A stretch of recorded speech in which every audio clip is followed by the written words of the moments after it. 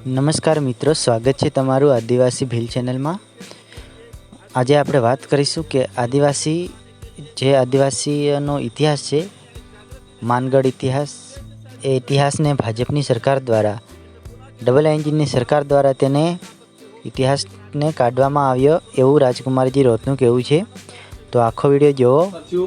Double engine की सरकार में जिस तरह से आदिवासी समाज के इतिहास को हटाने का, उसको मिटाने का जो एक कहे कि षड्यंत्र जो रचा जा रहा है, उसमें आप सबकी जानकारी में आया कि मानगढ़ का जो इतिहास सभी की जानकारी में है कि यहाँ पर हजारों आदिवासी महापुरुषों ने शहादत दिया था। गोविंद गुरु महाराज के नेतृत्व में आंदोलन हुआ था और एक बहुत बड़ा नरसंहार हुआ था, जो चौथी क्लास की अंग्रेजी की किताब में आने वाली पीढ़ियों को, उन शौर्य गाथाओं को, उस समय जो वेट वगार, उस समय जो अत्याचार शोषण हो रहा था, उसके बारे में आने वाली पीढ़ियों को पढ़ाने का जो कार्य किया जा रहा था। लेकिन वर्तमान भाजपा सरकार ने इसको हटाने का प्रयास किया गया है। इससे पहले भी रास्तापाल कांड 1947 में जो घटित हुआ था, कालीबाई कलासुआ जिन्होंने शिक्षा के लिए, मतलब अपने गुरु की जान बचाने के लिए अपना प्राण न्यौछावर किया था, जो रास्तापाल हत्याकांड नानाभाई सेंगाबाई रोत और कालीबाई कलासुआ, उनका जो इतिहास था उसको हटाने का उन्होंने घिनौना कृत्य किया और इसी क्रम में ये मानगढ़ का इतिहास हटाया गया है। इसके अलावा आर्य के द्वारा जो राजनीतिक विज्ञान का जो पाठ्यक्रम था, उसमें ज्योतिबा फुले, सावित्रीबाई फुले का इतिहास भी हटाना का जो उन्होंने कृत्य किया है।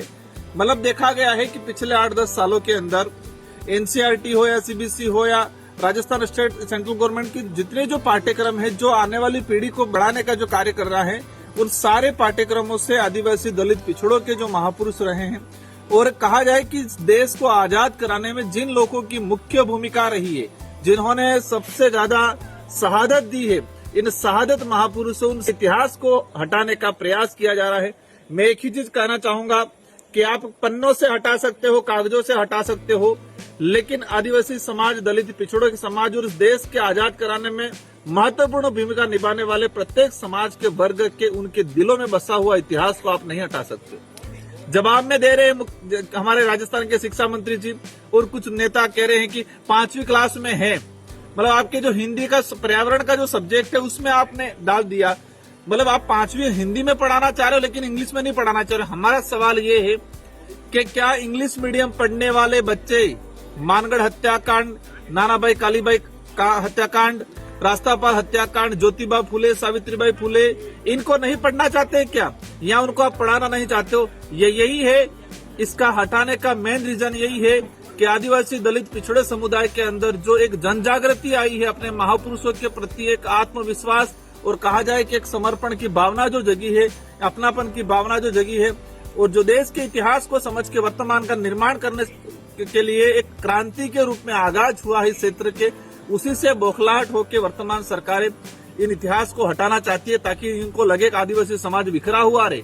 मानगढ़ वो स्थल है जहाँ पर हजारों आदिवासियों का खून पसीना बहा है, लूलुहान स्थल है वो, और ये 4 राज्यों के आदिवासियों को जोड़ता है, मध्य प्रदेश, महाराष्ट्र, गुजरात और राजस्थान और केंद्र शासित प्रदेश दमन दीव। ये 4 राज्य और एक केंद्र शासित प्रदेश को जोड़ने वाला सेंटर पॉइंट है, एक आस्था का केंद्र है। इनका यही है कि जो बिल प्रदेश की जो डिमांड थी, वो मानगढ़ हत्याकांड का जब पढ़ेंगे तो स्वाभाविक एक अलग बिल राज कायम करने की जो डिमांड थी, उस डिमांड की ओर अग्रसर करती है ये जो हत्याकांड। तो शायद उनको लगता है कि इस एरिया को बिखेरने के लिए, आदिवासी समुदाय को बिखेरने के लिए, वोट बैंक बनाने के लिए, और आदिवासी समुदाय में क्रांति नहीं आए, एक जागृति नहीं आए, उस उद्देश्य से शायद उनको हटाने का प्रयास किया जा रहा है। लेकिन मैं पुनः कहना चाहूंगा, आप किताबों से, पन्नों से हटा सकते हो, लेकिन आदिवासी समाज, दलित पिछड़ों समाज और इस क्षेत्र में रहने वाला, मानवता में विश्वास करने वाला और जो शहीदों का सम्मान करने वाला जो समाज है, उनके दिलों से आप नहीं मिटा सकते हो। इन्हीं शब्दों के साथ धन्यवाद, आभार, जोहार। जो घटनाक्रम हुआ है, हटाने का जो कृत्य किया, उसकी हम कड़ी निंदा करते हैं। पूरा समाज, पूरा क्षेत्र की जनता इसका कड़ी निंदा करते हैं। तमने पण आ वीडियो गम्यो होय तो लाइक, शेर, सब्सक्राइब करो અને આગળ શેર કરો વિડીયોને। જય જોહાર, જય આદિવાસી। મળીશું હવે નેક્સ્ટ વિડીયોમાં।